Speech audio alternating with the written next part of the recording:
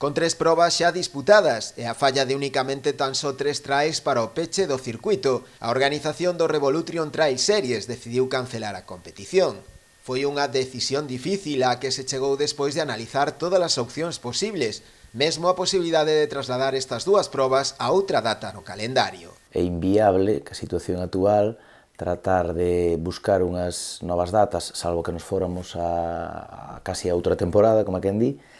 e a parte tamén é inviable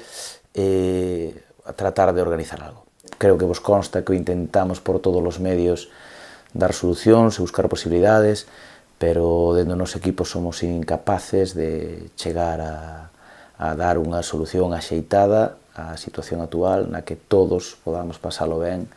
que é sempre o que buscamos. A organización ten previsto proceder nos próximos días á devolución das cotas de inscripción das probas pendentes a todas aquelas persoas que xa realizaron o pago. Devolverase vos as inscripcións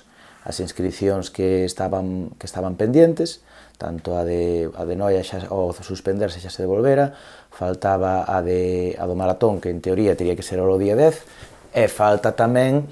a de Portosín. Aínda que o circuito este ano está cancelado, dende Arousa Neo non descartan a realización de algunha que outra quedada, sempre cando as condicións sanitarias existentes o permitan, para matar o verme de todos aqueles amantes do trail, da que darán cumprida información nas súas redes.